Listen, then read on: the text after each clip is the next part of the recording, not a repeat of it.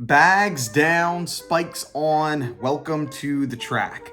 Hi, my name is Colin Weitzman. I'm going to be your host for this episode of Track World News presented by Track Barn. And today we have really two topics that we're going to be discussing. We had Shelly and Fraser Pryce running a 10.67 for the second time, tying her world lead in the 100 in Paris, as well as previewing the sprinting events here for the USTF Championships to see who's going to be qualifying for the world team coming in July.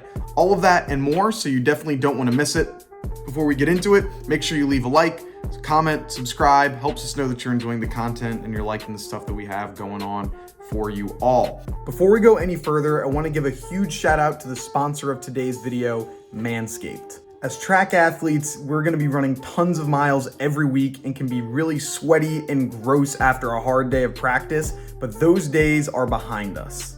Manscaped just sent me their brand new performance package, which comes with the Lawnmower 4.0 trimmer, Weed Whacker ear and nose hair trimmer, Crop Preserver ball deodorant, Crop Reviver toner, performance boxer briefs, and a travel bag to hold all your goodies. Look, I've tried a lot of razors in my day, but the Lawnmower 4.0 is just different.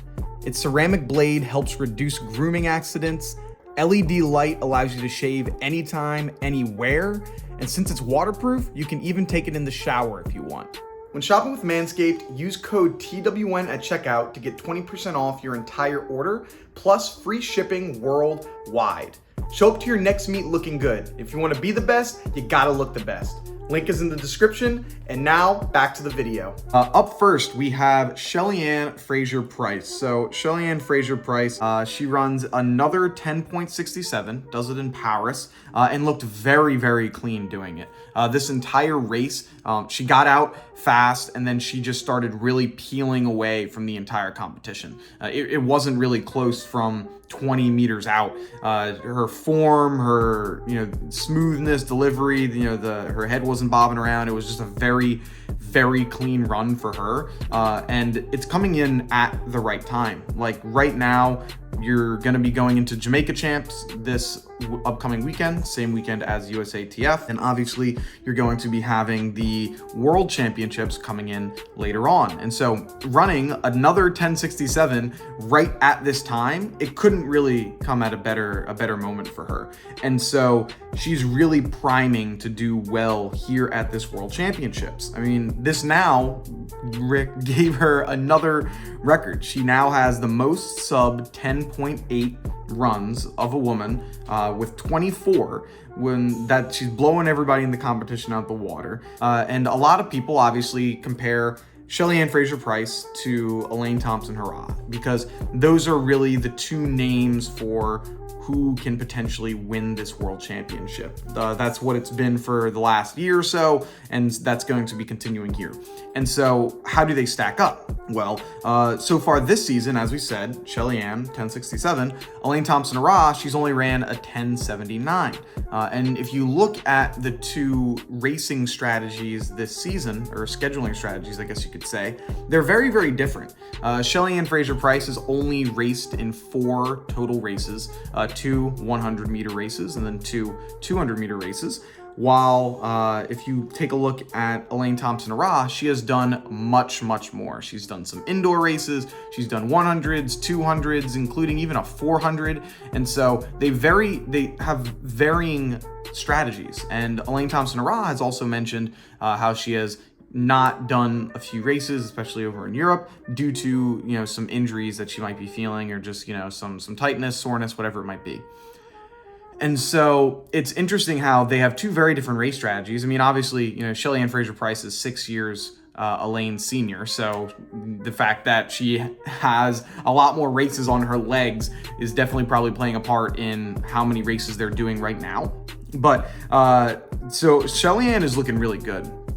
Obviously, I mean, the favorites going into the season was still probably Elaine Thompson-Herah. I mean, she had the second fastest time ever, fastest woman alive.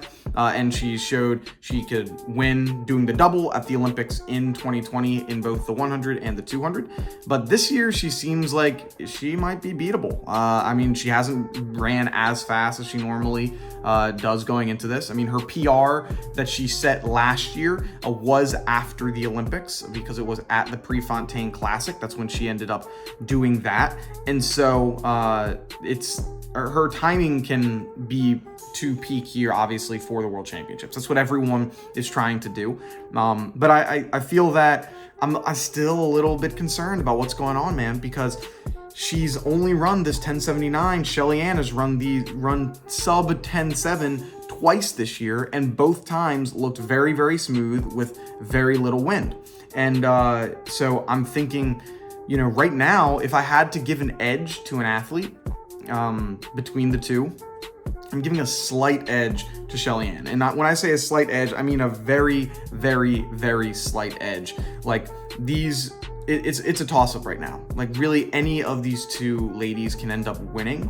But if I gotta choose who might be the favorite right now, I'd be going with Shelly Ann. But we've seen that anything can happen when it comes to these two. One thing that always happens when these two race are one of them wins. When every single time both of these ladies have been on the track together in a 100 and a 200, whatever it is, one of them wins. Every single time, whether that's 100, like I said, 100, 200, doesn't matter. One of these ladies wins. So it's like, who's going to win at Worlds? Because one of them's going to get it. We know that. Like it's usually the 1-2 punch here. As of recently, the Elaine Thompson-Herah is 4-2 against Shelly Ann over the 100-meter sprint, and her lifetime, I believe, is 9-3 against Shelly Ann. So she has more head-to-head matchup victories against each other, and so wondering how that's going to be, going into play here. Jamaican Champs is going to, show to be a big factor of, who's looking into it, just like how USA's is going to be a big factor for us here in the States. But yeah, it's an excellent race for Shelly Ann and peaking at the right time. She knows how to get these things done. I mean, both of these ladies do. They're both top of the line athletes, and I'd say that this race has a lot of legacy implications for both of them as well. Like if Elaine Thompson-Herah can get this world championship victory, then she can show, hey, look, I can win at the Olympics and I can win at Worlds. And then she's really moving herself higher into that, legendary conversation. I mean, I think that she's already kind of in that rare air, but many people may not because of, some of the world championship performances she's had.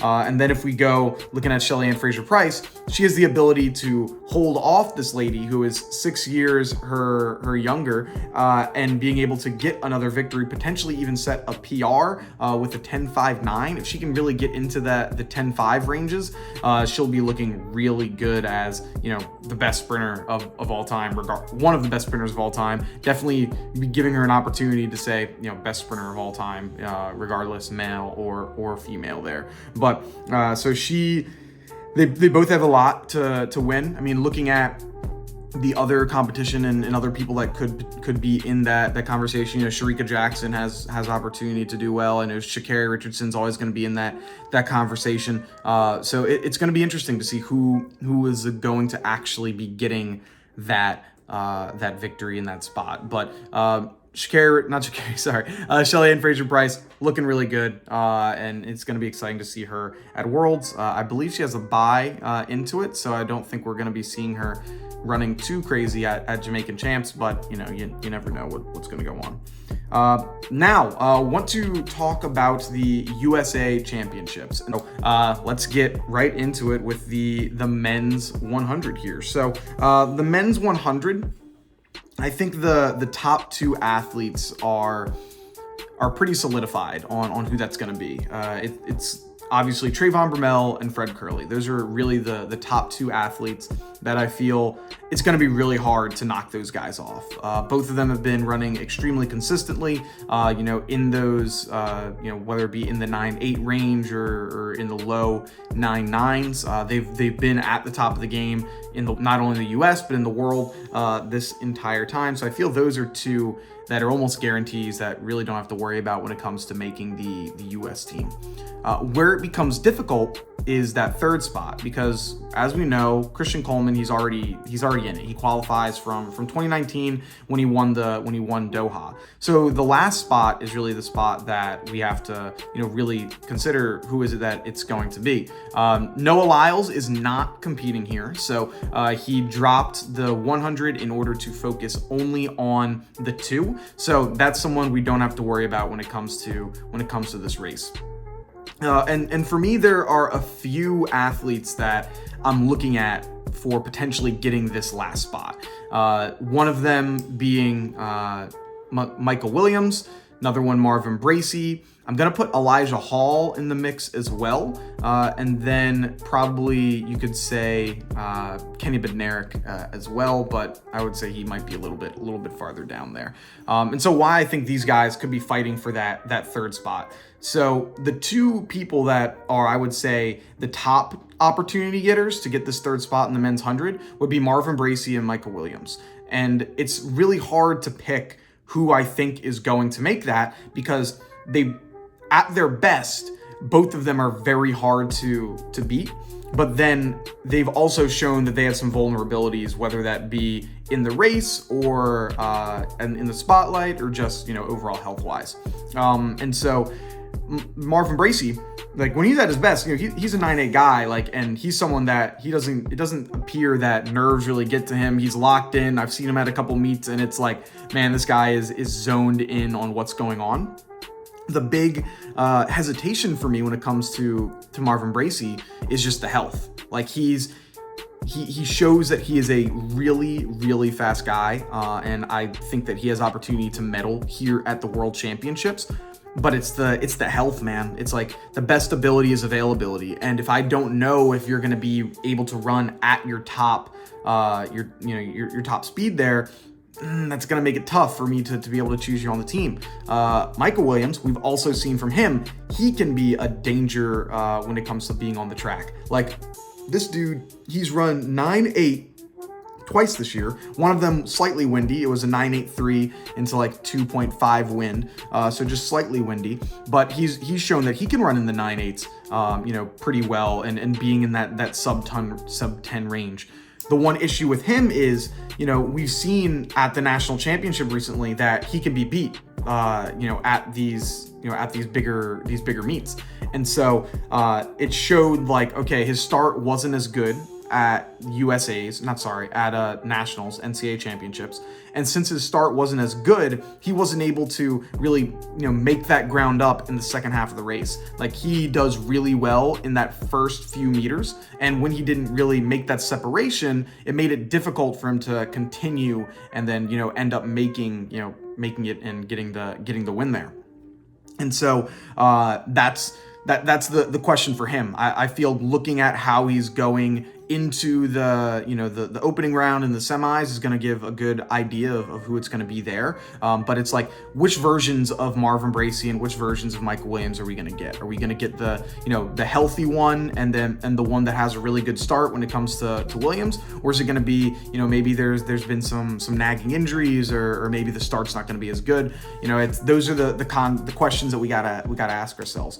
And then a dark horse person that I have for potentially winning or getting on the team here is Elijah Hall. Like he has been silently progressing better and better and better. It really sucks. He almost had his first sub 10 race a couple weeks ago. It was somewhere in Europe, but it got rounded up, so it didn't end up counting. But he's someone where, he's coming in 10:02, but man, I think he's got an opportunity to potentially make this team. Like if he can get a PR of a 9.98 right here, we've seen that just because it's the biggest meet of the year doesn't mean you're going to be getting the fastest times. We saw the NCAA championship, biggest meet of the year. People are like, oh, it's going to take a 9.7, a 9.8 to win. It took a 10 flat to win. So like, just because it's going to be, everyone, we have all of these fast guys and it's like, oh man, it's going to take a 9.8 to get on this team. That's not necessarily the case. It can very easily, just go and take a slower time to end up winning. People are just like to gas it up a little bit. But those I would say are kind of the big names that we should be looking out for. Like we said, Christian Coleman already in the competition, so no need to worry about him potentially making it. He is already on the team there. Looking at the women's side of things, Sha'Carri Richardson, Aaliyah Hobbs, and then Tiana Daniels. So Daniels, she just makes teams all the time. Like she just finds a way to make teams over the last like 3, 4, 5 years. Like just finds a way, gets on the team, and I'm not about to get take somebody out that has shown all of this consistency there, Aaliyah Hobbs, she's really peaking at the right moments. She finally got back under that 10.9, running a 10.83, and so she's got the most amount of momentum into here, like, because she's feeling really good. She just beat Sha'Carri Richardson, friend from LSU, team. I don't know, they weren't teammates, but friend from LSU, and going into this race, with a win. She beat her twice now, once at the when it was in Jacksonville. She must be feeling really good. When I interviewed her last week or 2 weeks ago, she was like, this momentum is great. Like this is really, it's feeling really good for her. And so I think she's going to be able to pull out another good performance, be able to make this team. And Sha'Carri Richardson, Sha'Carri Richardson, like she's a big time baller. Like she finds ways, to be great at great moments, and is someone that I'm not going to count out. I'm interested to see what kind of outfit she's gonna be rocking for USA's, but I feel that she's someone that has the star power, has the ability to go in there and really do some damage. So we have like kind of 3 different stories here. You got Daniels, who she just always finds a way to be on those teams. Aaliyah Hobbs, who's coming in with the most amount of momentum possible. And then you have Sha'Carri Richardson, who won USA's last year, but obviously wasn't able to go to the Olympics due to the positive marijuana test there. Some other people that you should be really looking out for when it comes to making these teams. When it comes to college athletes, Melissa Jefferson, potentially, she could be someone that you should look out for, 60-meter champion there. Twanisha Terry, training partner of Sha'Carri Richardson, so someone that you gotta look out for, and had some really fast windy times earlier this year. Mary Beth St. Price, she's been on a roll as well. She was running, I think her PR going into this was like an 11.2 going into the season, and then she's dropped it down to under 11, and then to another under 11 time with a 10.95. So she's someone that has a very good start, and if she can hold on, she might be able to make that team as well there. So those are some people that I think could really do well. Notable names that are not, or at least a notable name that isn't competing in this. The big one is going to be Abby Steiner. She's only doing the 200 as well as Gabby Thomas. Gabby Thomas is only doing the 200 also. So both of those ladies who are 10.9 and 11.0 athletes, scratching this in regards to just do the 200 there. And talking about the 200, let's get on over to the 200 meters. So on the men's side, I have Noah Lyles, Arian Knighton, and then Fred Curley. So I feel so bad because I'm picking the favorites on all of these. Like I'm not making on most of these, I'm not making too many changes, unfortunately. But I find it hard for those three athletes to be beat. So Noah Lyles obviously he ran the 1961 earlier this year. He ran 19.5 last year. Arian Knighton coming in with the 19.49, the U20 world record there. We haven't been able to see him in a 200 since, so that's something that I might be a little bit nervous about. Like, hey, we haven't seen you in 200. We haven't seen you race a lot since you did that. Are you going to be able to execute and do that again? But he made the team in 2020. I don't see a way that's just not going to happen again. Fred Curley, this dude's just on a mission. coming in 1976, he showed I think he's upset that he only made the 100 team in the Olympics, and he wants to be able to make this 200 team here right now, and I think he's got a really good shot to do that. He's been very consistent, and just another person, I find it hard to bet against when it comes to that. Some other athletes that I think really have an opportunity to be able to make it, I'd say Kenny Bednarik. So I really wanted to put Kenny Bednarik in this. It's just this season so far hasn't been as consistent as the season he had last year. So last year was one of the best 200-meter seasons we've ever seen. Like, he had more sub-20 races than Usain Bolt did in his entire career. So Kenny Bednarik was doing really, really well. This year hasn't been as great for him. He hasn't ran as much as he did last year. And so it's just, I'm not too sure, where he's at when it comes to that. Matthew Bowling, I think he's really focusing in on this 200 here. So it's going to be interesting, see if he can, show, if he can get under 20, because I feel if you're under 20, you're going to be in contention for that, potentially getting that last spot. Christian Coleman, I'm not too sure about him. I don't think he's going to be too much of a factor. The fact that he's already in on this 100, you might feel like, yeah, I'm just not gonna worry about it. I'm not gonna get into all of this stuff. Next athlete that potentially could be in there, Javante Harding out of North Carolina A&T. So obviously he set that PR of running, he ran sub 20 at the NCAA championships, but he stepped on the line, so he got DQ'd. I know that guy's going to be coming back for revenge. Like, look, you had me at the NCAA championship. I'm not going to make that same mistake this year or at USA's. I'm going to be making this team. So while his, seed time right now is, what is that? It's a 20.16. We know he's got talent that could go much, much faster than that. So he's someone that I think could be dangerous here. Some sprinters on the men's side that you'll notice haven't been mentioned or aren't competing, whether that's due to injury or something else. Cravon Gillespie, he is not competing, as well as Ronnie Baker. There's not too much note on why or what that is, but both of them didn't really run. I've heard there's word that Cravon might have gotten in a car accident earlier on, and that was why, and I don't know what's going on with Ronnie Baker. Whatever it is, I hope they're all doing well, and it will be recovered and ready to compete next year. But Abby Steiner, Gabby Thomas, and then Brittany Brown. So Abby Steiner, obviously NCAA champion, NCAA record holder indoors and outdoors.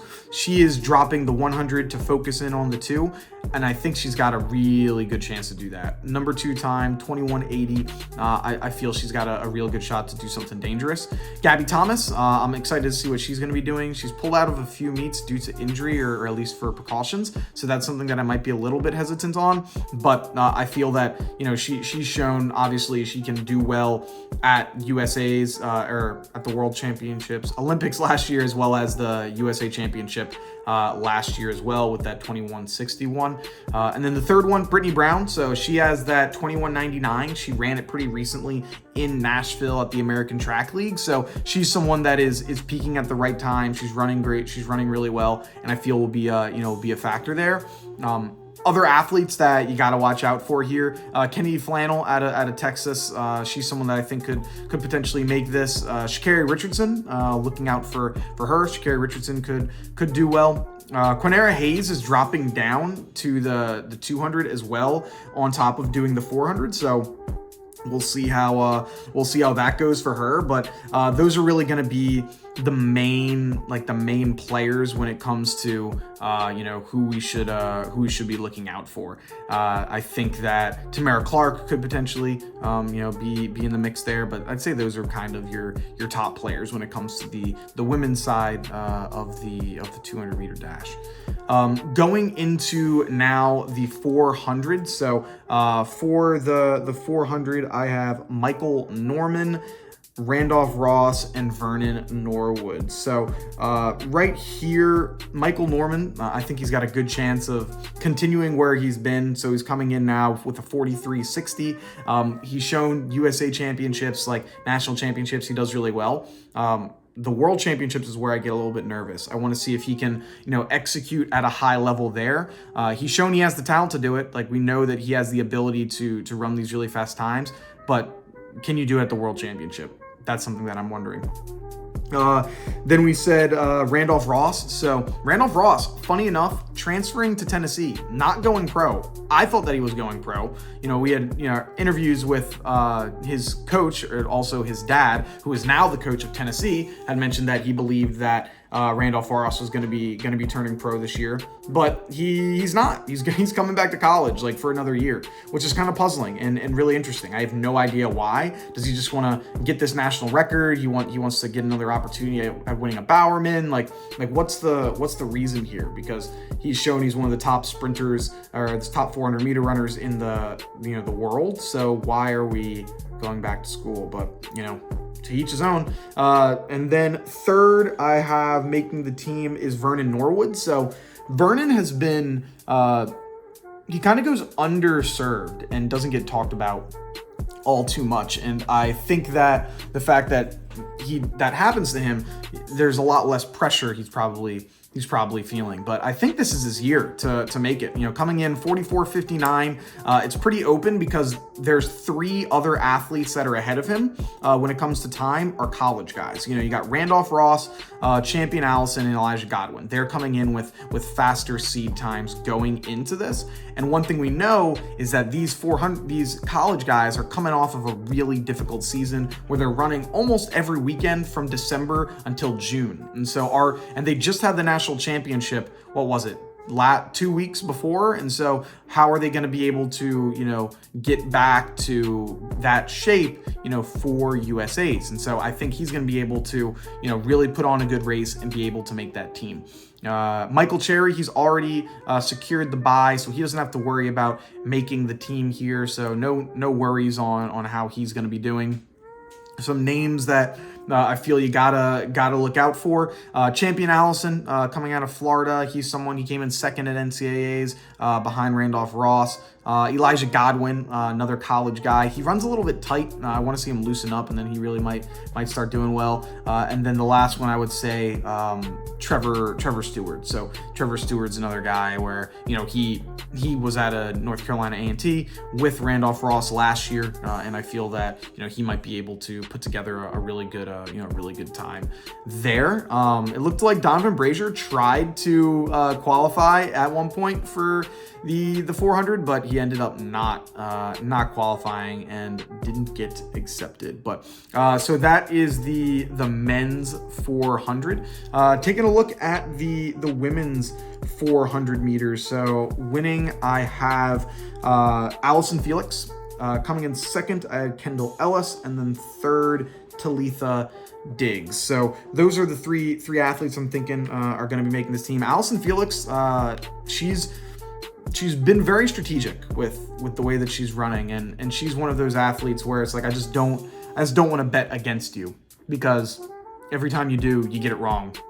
Like LeBron or Tom Brady, Floyd Mayweather, like all these athletes are people that they're veterans in the game. They know what it takes to win, and they set up their careers to do that. This is also her last USA Championships, last time racing really. So I'm sure she's going to want to be, balling out and ending up getting the win here.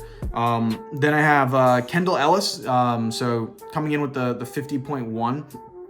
I think she's going to be able to put together another really stellar performance. There haven't been too many athletes sub 50 for the women this year. There's only 3 athletes coming in with sub 50s, and she's right at that 50.1. So I'm thinking she's going to be able to break it down and do well there. And then Talitha Diggs. So I've been on the Talitha Diggs train this entire time. I'm not jumping off now. I have a feeling she's going to be able to be making this team. She's PR'd like the last 3 races, winning the NCAA championship. She's got her mother who has been really, really big in the Olympic. Her entire family has the Olympic history. So I'm thinking she's going to be pulling together a very good time, making her first USA championship team. So I think she's gonna end up getting it. Some other ladies that are notables here. So Quinera Hayes. So she was on the Olympic team this past season, but she hasn't been running too much this year. She's only ran 1 400, I think 1 200. And so whether that's injury or whatever it is, there's just not a lot to go on. And so it's hard for me to put you, in that top 3 right now when there's other women that have done a lot more and raced a lot more and have had, more competitive times than she has. So I'm not sure if I can, really put her in that conversation right now. Lena Irby, someone that I think could do well, as well as Wadelaide Jonathas. She's done the 800 and the 4, so going to be interesting to see how that's gonna be playing out there. Next, let's take a look at the 110 hurdles here. So with those, I have got where to go. Devin Allen, Trey Cunningham, and Daniel Roberts. So obviously, Grant Holloway already has the bye, so no need to worry about him. Devin Allen has been unstoppable the last few meets, going undefeated, running a 1284. He's been running a lot, though, recently, and he's obviously preparing for the NFL, so that's one thing that I'm nervous about. Like, hey, how are all of these races that you've been doing over the last few days? You've done 3 races in 6 days in the United States and in Europe, and that's going into the U.S. Championships. How is that going to affect your legs? I feel like it has to affect you at least a little bit, whether it's for the good, for the bad. So that's one person that I'm a little bit cautious about. I think he's obviously still going to be making the team, but it's like, what's that time going to be? Is it going to be another crazy time, or is it just going to be a lead there? Trey Cunningham, 13-0. He's been improving every single meet for Team USA, and I feel like not USA, sorry, for Florida, and I feel that that's going to be continuing here, and being able to potentially get sub 13. Who knows? We'll have to see. And then I got Daniel Roberts coming in third.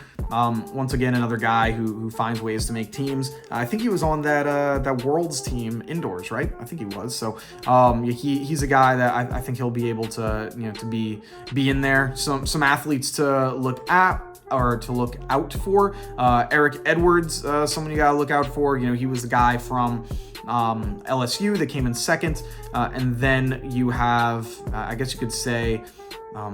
Aaron Mallett potentially could be in there, and Robert Dunning, but really those are kind of your main people that you're gonna want to be looking out for, and no real notable names that aren't in it.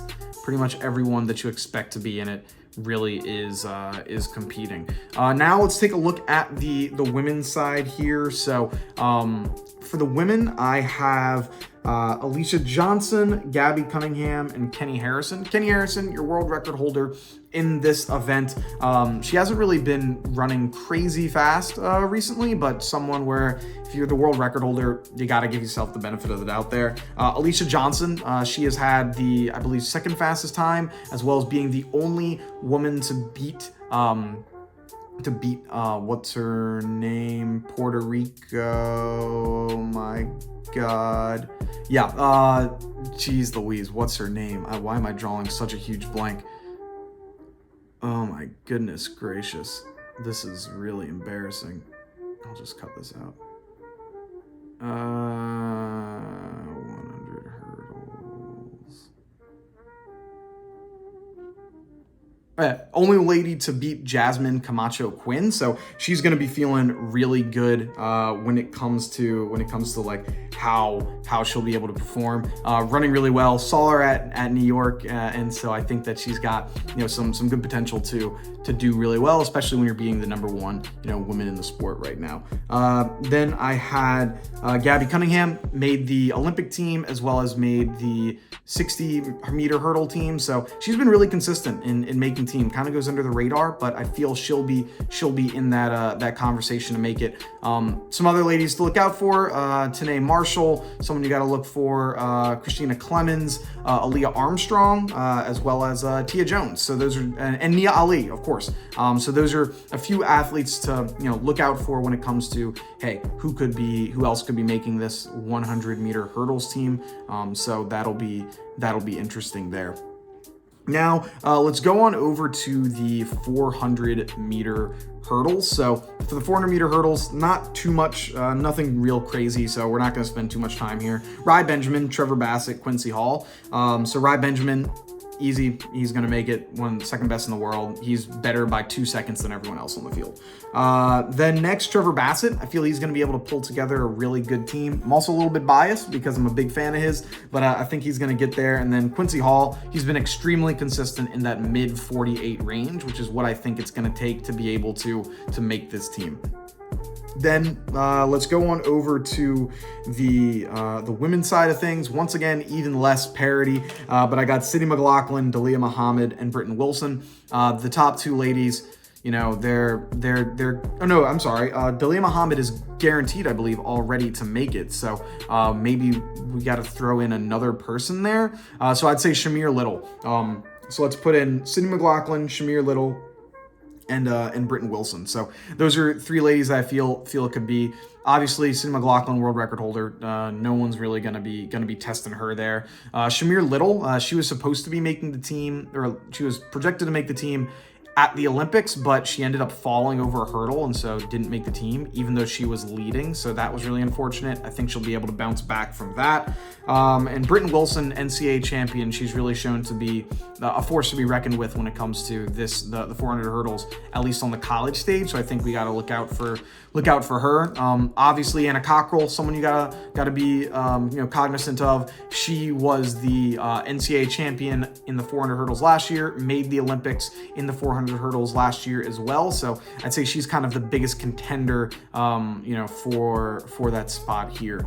And that is going to do it for us with the preview of the sprinting events, as well as what we reviewed from Shelly and Fraser Pryce. If you want more content, go and follow us over on Instagram. We post almost daily there at Track World News. We're going to be doing extensive coverage of USA's leading into the World Championship, so you definitely don't want to miss that. We also have a ton of interviews coming your way, like a lot. And so it's going to be hard to kind of schedule how we're going to be doing this because we have so many and we want to make sure we get them to you in a timely rate.